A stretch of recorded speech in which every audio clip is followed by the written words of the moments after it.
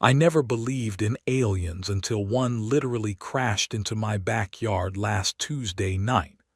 I was sitting on my porch around 11:30, couldn't sleep again, just staring at the stars and thinking about how small we all are in this massive universe. The crickets were doing their usual symphony, and somewhere down the street a dog was barking at nothing. Normal Tuesday night stuff. Then I saw it. A bright light streaking across the sky, getting bigger and bigger, and I thought it was just another meteor until I realized it was heading straight for my property. The impact wasn't what you'd expect. No massive explosion, no crater the size of a football field.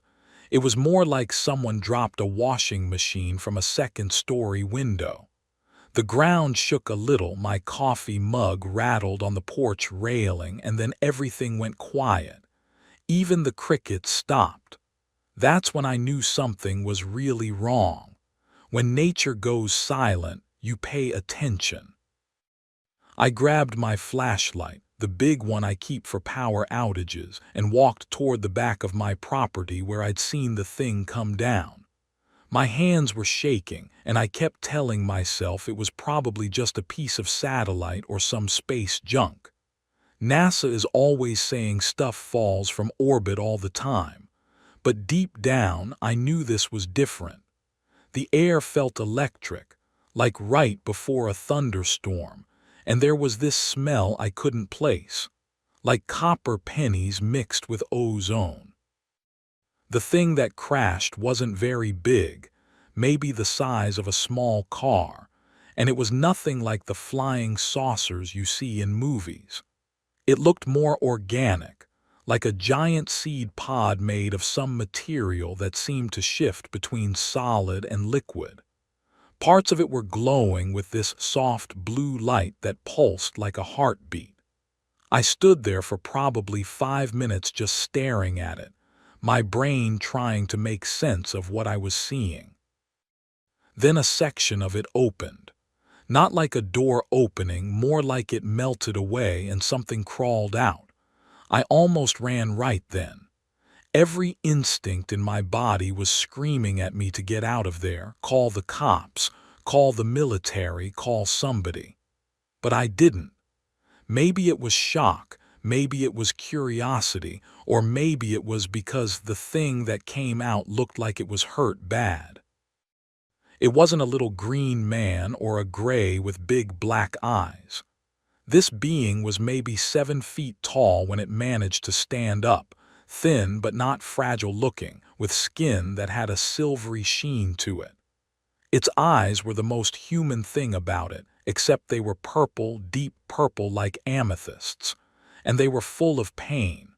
I could see it was dying. Green fluid, what I assumed was blood, was leaking from wounds along its side. It looked at me and I looked at it, and for a moment we just stood there in my backyard, two beings from different worlds, neither knowing what to do next.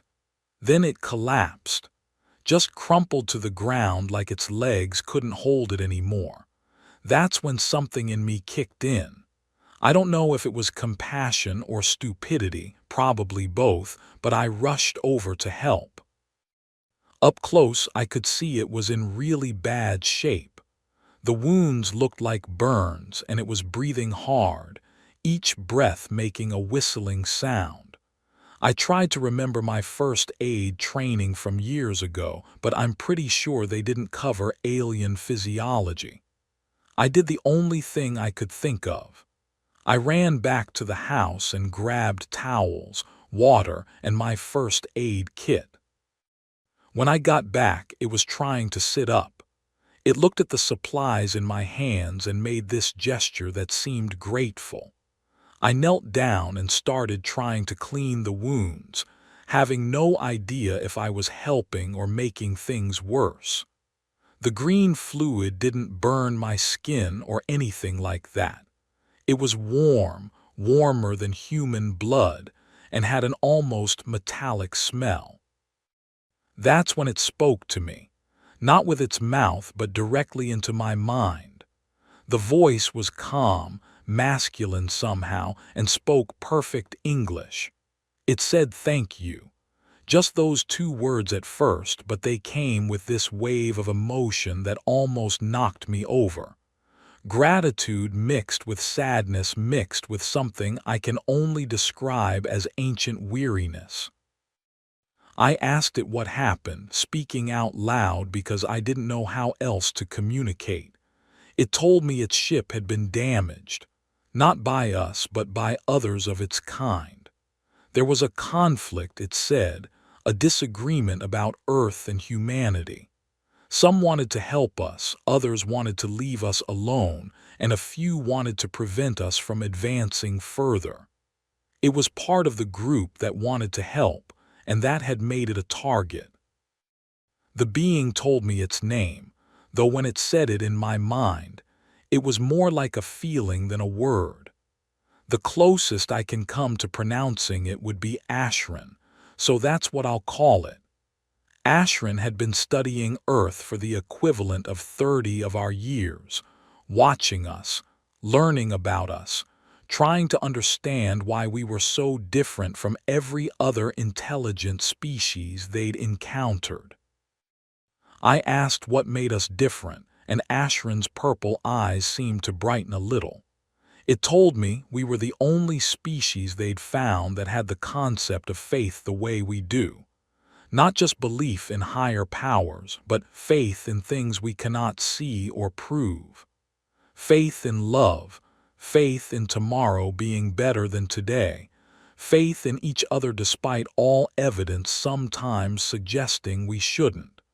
This fascinated them. Ashran was getting weaker. I could see it struggling to stay conscious. I asked if there was anything I could do, any way to help. It told me the wounds were too severe, that its biology was failing. It had maybe an hour or two left. But there was something it wanted to tell me, something it had discovered about humanity that its own kind had refused to believe. It asked me if I knew the story of Genesis from the Bible. I told it I did, though I wasn't particularly religious. Hadn't been to church since my grandmother's funeral 5 years ago. Ashran made a sound that might have been a laugh and told me that was okay, that religion and truth were often different things, though sometimes they overlapped in ways we didn't expect. Then Ashran began to tell me something that changed everything I thought I knew about human history and our place in the universe. It said Genesis wasn't mythology or metaphor, at least not entirely. It was a memory, a cultural memory passed down through thousands of generations, distorted by time and retelling, but containing seeds of truth that were more extraordinary than any fiction. According to Ashran, Earth wasn't humanity's first home. We didn't evolve here, not originally. Humans, or something very close to what we are now, evolved on a planet in a system about 47 light years from here. The planet was called something I couldn't pronounce, but Ashran showed me an image in my mind. It was beautiful, more water than Earth, with 3 moons and rings like Saturn. The gravity was slightly less. The days were longer, and the star it orbited was older and cooler than our sun. This world was paradise by our standards. No predators that could threaten humans, abundant food, perfect climate. Humanity thrived there for hundreds of thousands of years, developing not through technology but through consciousness. They could do things with their minds that we would call impossible. Telepathy, telekinesis, even manipulation of matter at the quantum level. They didn't need machines because they were the machines. But paradise became a prison. Without challenge, without struggle, humanity on this world became stagnant. They stopped growing, stopped learning, stopped caring. Generations passed without any real change or progress. They had become powerful but purposeless, immortal but already dead inside. That's when a group of them made a radical decision. They would start over. They would give up their powers, their immortality, their paradise, and begin again somewhere else. Somewhere harder, somewhere that would force them to grow and change and struggle. They chose Earth specifically because it was hostile but not impossible. It had predators, diseases, natural disasters, ice ages. It would challenge them without destroying them. The process of transferring to Earth and giving up their abilities was traumatic. It required them to basically rebuild their entire species from the genetic level up. They used what Ashran called quantum consciousness transfer, moving the essence of who they were into new bodies designed for Earth. Bodies that were weaker, lives that were shorter, minds that couldn't access the quantum realm directly anymore. Only a small group made the transfer, maybe 10,000 individuals. They arrived on Earth roughly 300,000 years ago in what we now call Africa. They had to learn everything again from scratch. How to make fire, how to hunt, how to survive. Within a few generations, the memory of what they had been was already fading. Within 100 generations, it was legend. Within 1,000, it was forgotten entirely. But the memory never completely disappeared. It got encoded in our myths, our religions, our dreams. The Garden of Eden wasn't a place on Earth. It was the memory of that first world, the paradise we gave up. The fall wasn't a punishment. It was a choice. We chose knowledge and growth over comfort and stagnation. We chose mortality and meaning over immortality and emptiness. Ashran showed me images in my mind as it talked, and I saw things I still can't fully describe. I saw the ships that brought the first humans to Earth, living ships grown rather than built. I saw the ceremony where they gave up their powers, a ritual that looked almost like a mass funeral, everyone mourning the death of what they were to become, what they would be. I saw the first generation born on Earth, smaller and weaker than their parents, but with something new in their eyes. Hope, wonder, the capacity to dream. The tree of knowledge in Genesis, Ashran explained, was a metaphor but also a real thing. It was the moment humanity chose to forget their origins completely, to fully embrace their new existence. Eating the fruit meant accepting mortality, accepting limitation, accepting the full human experience with all its pain and joy. It was the final step in becoming truly human. I asked Ashran why its people were so interested in us if we were just the descendants of another alien race. Surely there were other species out there who had done similar things. But Ashran said no. What humanity did was unique. No other species in their knowledge had ever voluntarily given up advancement for the chance to advance again differently. We were either the bravest or the most foolish species in the galaxy, and they still weren't sure which. What made it even more remarkable was that we were succeeding. In just 300,000 years, a blink of an eye in cosmic terms, we had gone from nothing to space flight. We had developed art, music, literature, science. We had created meaning from suffering, beauty from struggle. We had done something that species with millions of years of advancement couldn't do. We had made mortality meaningful. Ashran was getting weaker by the minute. Its breathing was more labored, and the green fluid had soaked through all the towels I'd brought. I asked if there was anyone I should contact, any way to let its people know what happened. It told me others would come eventually, but not to wait for them. They would know what had happened here. Then Ashran told me something that really shook me. It said humanity was approaching a crossroads, just like our ancestors had faced on that first world. We were developing technologies that could make us like gods again. Genetic engineering, artificial intelligence, quantum computing, life extension. Within a century or two, we could have everything our ancestors gave up. The question was whether we would make the same mistake they did. The danger wasn't in the technology itself, but in how we used it. If we used it to eliminate all struggle, all challenge, all meaning from life, we would end up just like our ancestors did. Powerful but purposeless, eternal but empty. The key was to use these tools to expand human experience, not replace it. To explore new challenges, not eliminate all challenges. Ashran said this was why some of its kind wanted to interfere and others didn't. Some believed humanity needed guidance to avoid repeating the cycle. Others believed we needed to make our own choices, even if they were mistakes. Ashran belonged to a third group that believed in providing information but not interference. That's why it was telling me all this.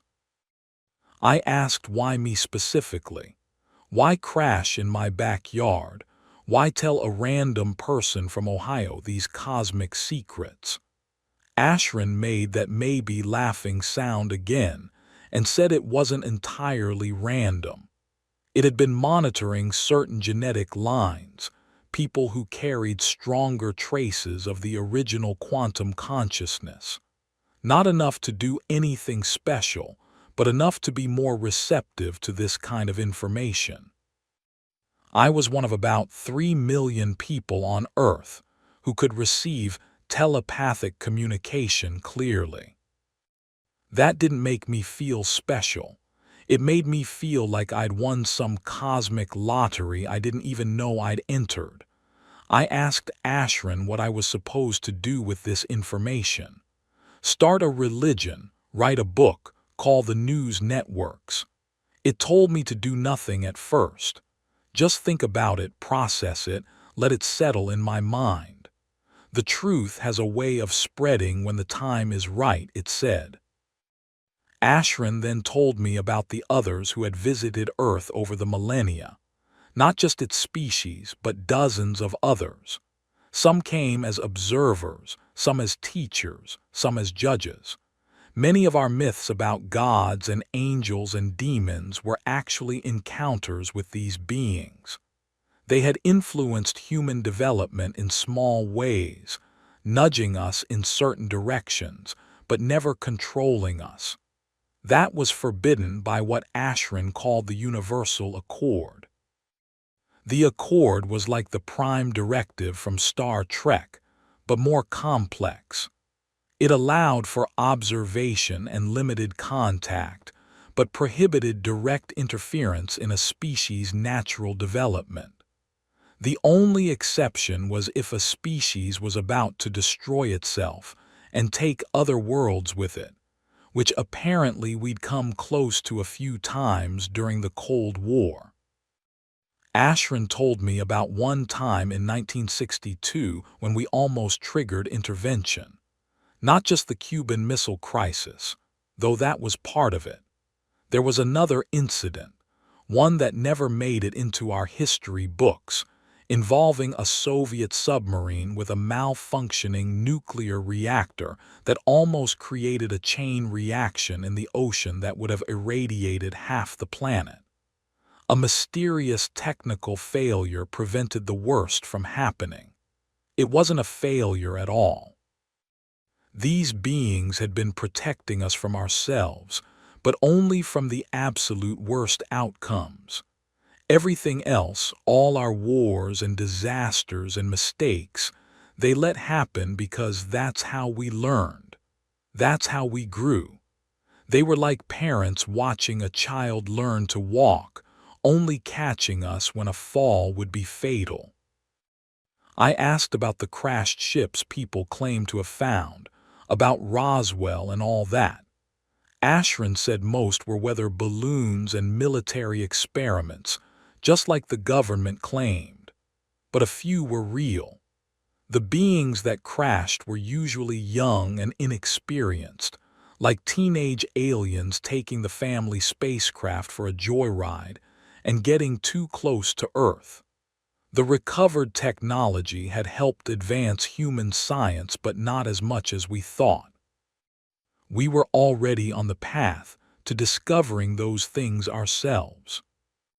The conversation shifted to what Ashran had learned about humanity that its people didn't believe. It was our capacity for simultaneous contradiction. We could hold multiple opposing beliefs at once and function perfectly well. We could be logical and emotional, selfish and altruistic, cruel and kind, sometimes all in the same moment. Most species evolved toward consistency, but we had evolved to be paradoxes. This paradoxical nature was our greatest strength. It allowed us to adapt to anything, to find solutions no purely logical or purely emotional species could imagine. It's why we could create both nuclear weapons and children's hospitals, why we could write poetry about death while fighting to live, why we could believe in science and magic simultaneously without going insane. Ashran believed this paradox was intentional, built into us by our ancestors when they redesigned themselves for Earth.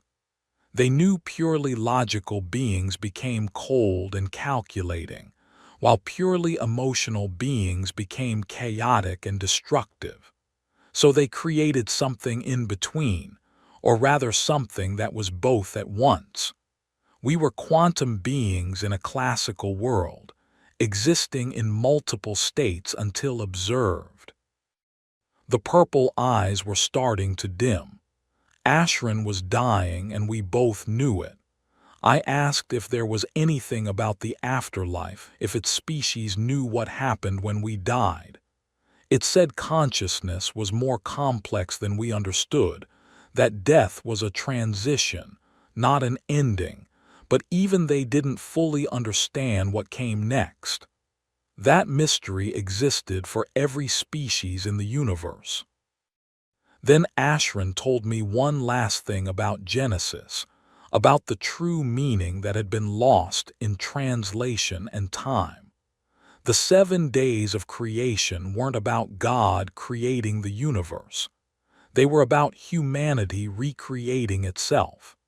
Each day represented a phase of the transformation our ancestors went through to become human.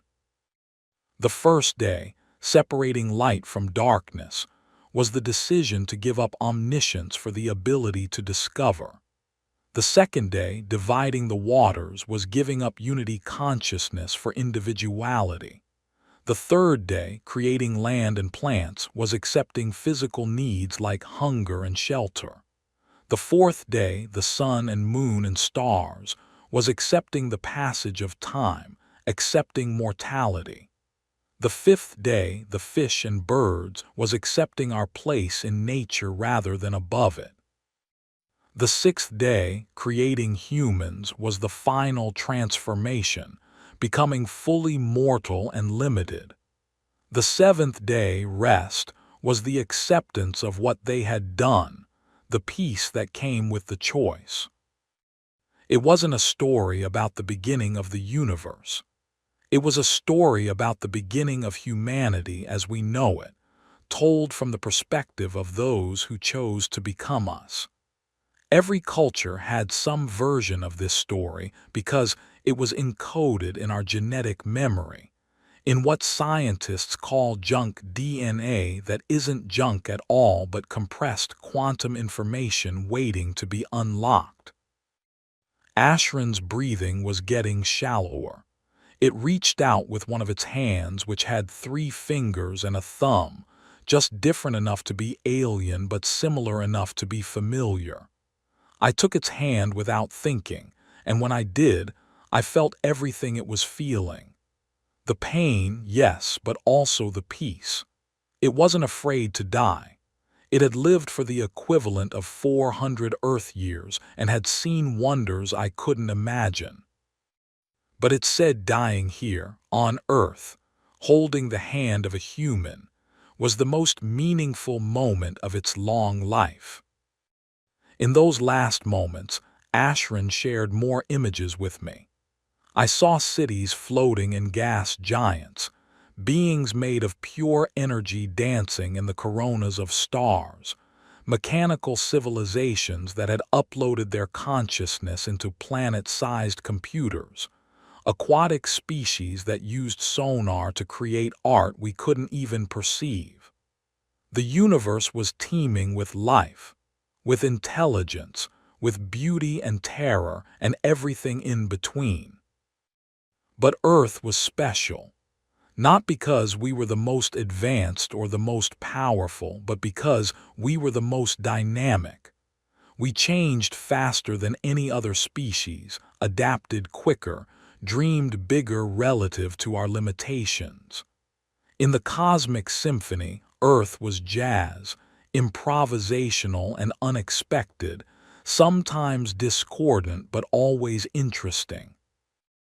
Ashran's last words to me were about hope. It said humanity's greatest achievement wasn't our technology or our art or our philosophy.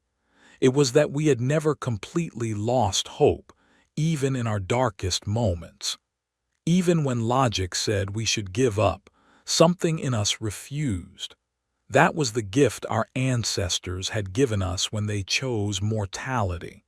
Not the fear of death, but the hope for life, for meaning, for something better tomorrow. The purple eyes closed, and I felt the moment Ashran died.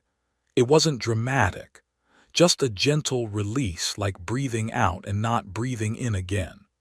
The body began to change almost immediately, not decomposing but transforming, becoming lighter, more translucent. Within minutes, it was like holding solidified light. Within an hour, even that was gone, dissipated into the morning air like mist. The ship or pod or whatever it was went through the same process. As the sun came up, it just dissolved, leaving no trace except for a circle of grass that was greener than the rest, more alive somehow. I sat there until noon, just processing everything I had experienced, wondering if I had imagined it all. But I knew I hadn't. The knowledge Ashran had shared was too detailed, too consistent, too far beyond anything my mind could have created on its own. I had been given a gift, or maybe a burden. The truth about humanity, about our origins, about our purpose. The question was what to do with it. I went back to my normal life, or tried to. Went to work, paid my bills, watched TV. But everything felt different. I would look at people on the street and think about the quantum consciousness sleeping in their DNA. I would read the news about wars and disasters and think about the species watching us, debating whether to intervene. I would lie awake at night staring at the stars, knowing they were full of life looking back. For weeks, I told no one. Who would believe me anyway? Even I sometimes wondered if I had experienced some kind of breakdown, a vivid hallucination brought on by stress or lack of sleep. But then things started happening that confirmed it had been real. I began having dreams, except they weren't really dreams. They were memories, but not my memories. Memories from that first world, from our ancestors who gave up paradise. I saw their cities that grew like gardens, their art that existed in dimensions we can't perceive, their science that was indistinguishable from magic. But I also saw their emptiness, their ennui, their desperate search for meaning in a world where everything was possible and nothing mattered. In one dream, I witnessed the debate that led to the exodus to Earth. It wasn't unanimous. Many thought it was insane to give up everything they had achieved. Others argued it was the only way to save their species from a slow spiritual death. The ones who came to Earth were considered either visionaries or fools, depending on who you asked. Even now, Ashran had told me, that debate continued among those who remembered. The dreams also showed me things about Earth's history that we had gotten wrong. The pyramids weren't just tombs or monuments. They were markers, geometric signals visible from space that said intelligent life was here. Stonehenge and other ancient sites were the same, a planetary network of beacons that announced humanity was ready for contact. We just forgot what they were for. I learned that certain bloodlines carried stronger genetic memories than others, which explained why some families seemed to produce multiple generations of mystics, prophets, and visionaries. They weren't seeing the future. They were remembering the past, the deep past, the cosmic past that most of us had forgotten. About 2 months after Ashran died in my backyard, I started noticing others. People who had had similar experiences, who had been told similar things by dying visitors or received the same information through dreams. We found each other online, carefully, cautiously, using coded language and metaphor. There were maybe 100 of us worldwide, all trying to make sense of what we had learned. Some wanted to go public immediately to share the truth with humanity. Others thought we should keep it secret, that the world wasn't ready. A few believed we had been chosen to prepare humanity for what was coming next, though none of us knew exactly what that was. We argued and debated, just like our ancestors had on that first world. I began to understand why Ashran had told me to do nothing at first. The information needed time to settle, to integrate, to find its natural path into human consciousness. Forcing it would only create resistance, disbelief, maybe even panic. The truth had to emerge organically, like a seed growing into a tree. Strange things kept happening. I would think about a specific aspect of what Ashran had told me, and then I would randomly meet someone who would mention something related, or find a book that contained a piece of the puzzle, or have another dream that explained more. It was like the universe was drip-feeding me information at exactly the pace I could handle. One of the most profound realizations came about 3 months later. I was reading Genesis again, looking for more hidden meanings, when I noticed something about the serpent in the garden. In the original Hebrew, the word used could mean serpent, but could also mean shining one or messenger. What if the serpent wasn't a devil, but another being like Ashran, offering humanity the choice to fully commit to their new existence? The fruit of knowledge wasn't a trap. It was a graduation ceremony. By choosing to eat it, by choosing knowledge and mortality over ignorance and immortality, humanity proved it was ready for the next phase of existence. We passed the test by failing the test, which was such a perfectly human paradox that it had to be true. I also began to understand why this knowledge was being shared now. Humanity was approaching another choice point. In the next century, we would have the technology to reverse what our ancestors did. We could enhance ourselves back into gods, eliminate death, suffering, all limitation. The question was whether we would remember why our ancestors chose differently. The danger wasn't the technology itself, but losing what made us human in the first place. Our struggles, our mortality, our limitations weren't bugs to be fixed. They were features that gave life meaning. Without death, life had no urgency. Without pain, joy had no context. Without ignorance, discovery had no thrill. We could enhance ourselves without losing ourselves, but only if we remembered why we chose to be human. 6 months passed. I returned to normal life mostly, but with this hidden knowledge always in the background. I would go to work and think about quantum consciousness. I would watch the news and wonder what the watchers thought of our latest crisis.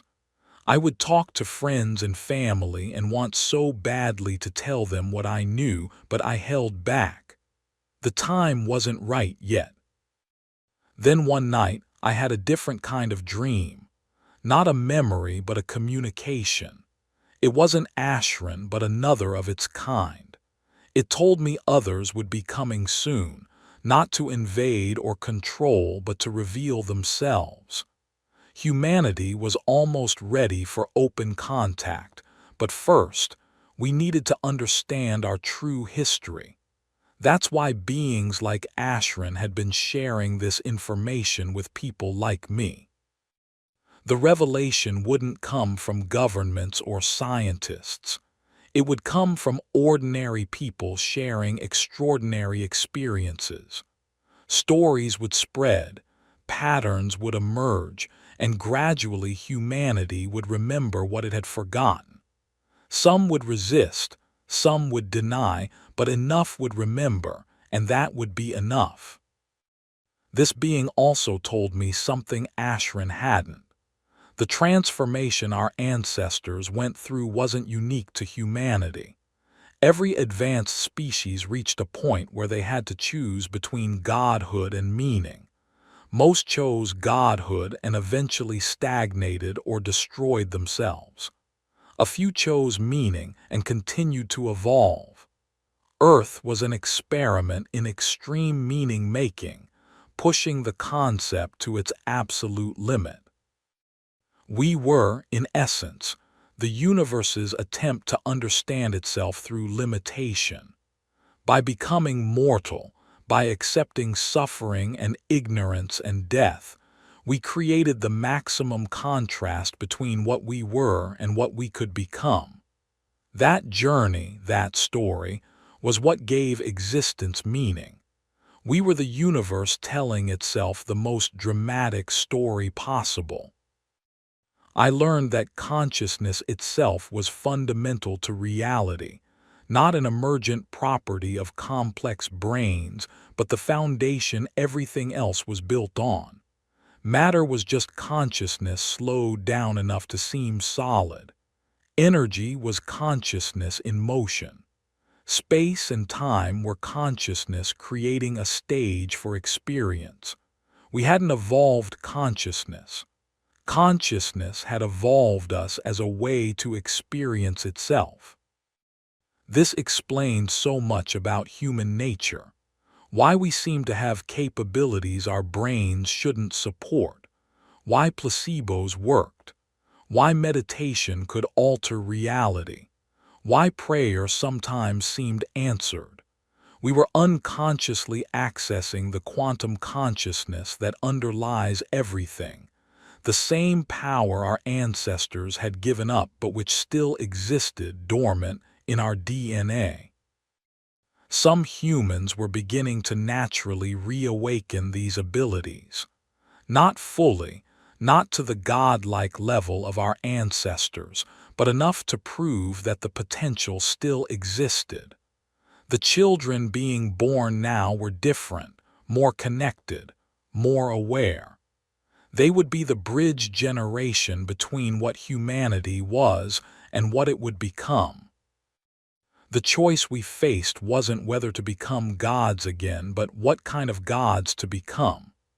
Would we be the stagnant, purposeless gods our ancestors had been, or would we find a way to maintain meaning while expanding our capabilities?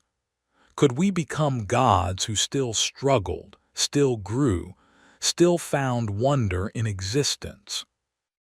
A year passed since that night with Ashran. I finally started writing about it, sharing it carefully, anonymously at first. To my surprise, many people resonated with it. They had felt this truth somehow, even without direct contact. It was like I was reminding them of something they already knew but had forgotten. Scientists started finding evidence that supported parts of what I had learned. Genetic studies showing humanity had gone through an extreme bottleneck around 300,000 years ago. Quantum physics experiments demonstrating consciousness could affect reality at the subatomic level. Archaeological discoveries of advanced technologies that shouldn't have existed when they did. None of it was proof exactly, but it was all pointing in the same direction. Humanity was more than we thought we were, older than we believed, and part of something vastly larger than we had imagined. We weren't alone, had never been alone, and were approaching a moment when that would become undeniable. The governments of the world knew some of this, of course. They had their own contacted individuals, their own recovered artifacts, their own pieces of the puzzle. But they were as confused as everyone else about what it all meant. The truth was too big for any one government or organization to control. It had to emerge from humanity as a whole. I thought about Ashran often, about those purple eyes full of ancient wisdom and deep compassion. It had died to bring me this message, had sacrificed itself so humanity could remember who we were. That sacrifice meant something. It meant we were worth saving, worth teaching, worth believing in. The green grass where Ashran's body had dissolved never changed color, even in winter. It stayed vibrant and alive, a small circle of perpetual spring in my backyard. I would sit there sometimes, especially on clear nights, and look up at the stars. Somewhere out there, Ashran's people were watching, waiting, hoping we would make the right choice. Because a choice was coming. Not today, not tomorrow, but soon in cosmic terms. Within the next few generations, humanity would have to decide what it wanted to become. We could transcend our limitations and risk losing our humanity, or we could embrace our limitations and risk stagnation. Or maybe, just maybe, we could find a third path. That third path was what Ashran believed in. Not abandoning our humanity to become gods, and not clinging to mortality out of fear, but consciously choosing which limitations to keep and which to transcend. We could eliminate involuntary suffering while keeping voluntary challenge. We could extend life without eliminating death. We could expand consciousness without losing individuality. It would require wisdom we hadn't developed yet, compassion we hadn't fully learned, and courage we weren't sure we had. But we had done impossible things before. We had chosen mortality over godhood, meaning over power, growth over comfort. We could make the right choice again. The revelation of our true history wouldn't come as a shock announcement or an alien invasion. It would seep into human consciousness slowly, naturally, like water finding its way through rock. Some would accept it immediately, others would take generations. But eventually, humanity would remember who we were, where we came from, and why we chose this difficult, beautiful, meaningful existence. I still live my normal life. I go to work, pay my bills, watch movies, laugh with friends. But underneath, I carry this cosmic secret, this incredible truth about humanity. We are the universe's bold experiment in meaning-making through limitation. We are gods who chose to become mortal so we could truly live. We are the paradox that makes existence worthwhile. Sometimes I doubt it all, wonder if I just imagined that night with Ashran. But then I look at that circle of green grass that never fades, and I remember those purple eyes, and I know it was real. The truth is written in our DNA, in our myths, in our dreams. We are more than we know, less than we were, and exactly what we chose to be. The story isn't over. In fact, it's just beginning. Humanity is waking up from a 300,000-year sleep, starting to remember who we really are. The childhood of our species is ending and adolescence is beginning. It will be turbulent, confusing, sometimes terrifying. But on the other side is something magnificent. A humanity that consciously chooses its own evolution, that writes its own cosmic story, that proves meaning can triumph over entropy. Ashran said we were unique in the universe, the only species that had voluntarily chosen mortality. But I think we're about to become something even more unique. The only species that chose mortality and then consciously chose how to transcend it without losing what mortality taught us. We're going to become mortal gods, limited infinities, finite beings with infinite potential. The watchers are waiting to see what we decide. The universe itself is holding its breath, because what humanity chooses will ripple across space and time, affecting species and worlds we can't even imagine. We're not just choosing for ourselves, but for consciousness itself, for the future of meaning in an otherwise meaningless cosmos. I don't know if anyone will believe this story. It sounds crazy even to me sometimes, and I lived it. But maybe that's the point. The truth is often stranger than fiction, and the strangest truths are often the most important. We are living in a universe far more incredible than we ever imagined, and we are far more incredible than we ever knew. So what do we do with this knowledge? How do we prepare for what's coming? Ashran said to do nothing at first, and I followed that advice. But now I think the answer is simpler and more profound. We live.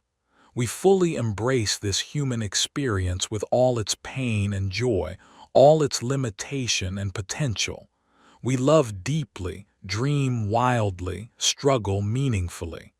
We become the best humans we can be because that's the whole point. Our ancestors gave up paradise so we could create meaning. They gave up perfection so we could grow. They gave up immortality so we could truly live. The least we can do is honor their sacrifice by living fully, consciously, courageously. By choosing growth over comfort, meaning over ease, love over fear. The alien in my backyard told me the true meaning of Genesis, but really it told me the true meaning of humanity. We are the universe's way of experiencing limitation and transcendence simultaneously. We are the impossible made possible, the infinite made finite, the eternal made temporary. We are gods pretending to be mortal, and that pretense has become our greatest truth. Every human walking this earth carries the dormant potential of godhood in their DNA. Every struggle we face is a choice to grow. Every moment of suffering is an opportunity for meaning. Every death is a reminder of why life matters. We are living stories, walking paradoxes, breathing miracles that don't even realize how miraculous we are. The beings watching us from the stars aren't judging us. They're learning from us. We're teaching the universe that limitation can be a gift, that mortality can be meaningful, that choosing to struggle is sometimes braver than choosing to transcend. We're the cosmos's experiment in extreme meaning, and so far, we're succeeding beyond anyone's wildest expectations. Ashran's people will return eventually, not to conquer or control, but to welcome us into the larger community of consciousness that spans the galaxy. But first, we need to finish what we started. We need to complete the human experiment, to fully explore what it means to be consciously limited beings in an unlimited universe.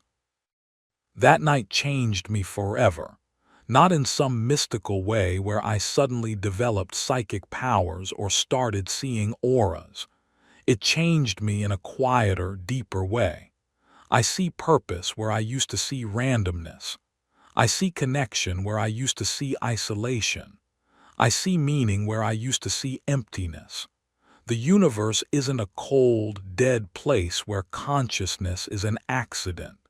It's a living, breathing organism where consciousness is the whole point. When I told you at the beginning that I didn't believe in aliens until one crashed in my backyard, that was true. But now I realize the question wasn't whether aliens existed.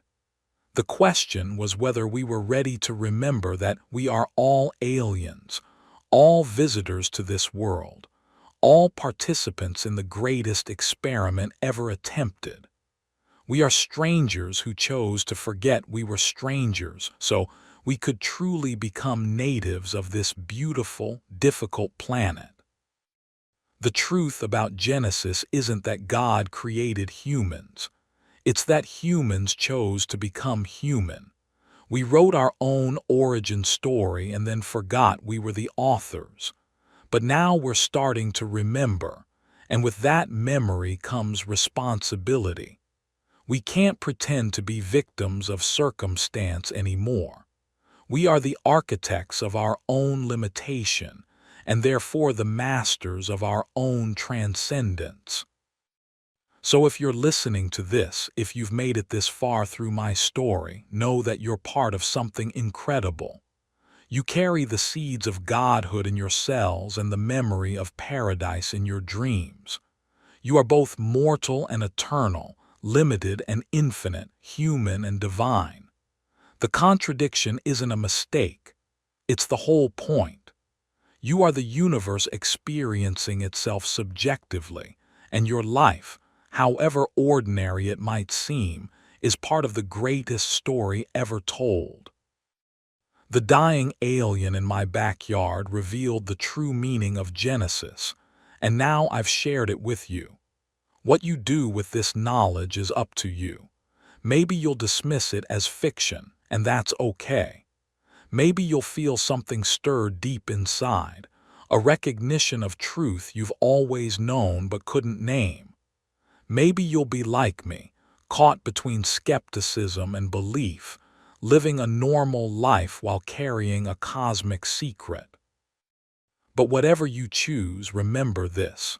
We are not alone, we never were, and we're approaching something wonderful and terrifying.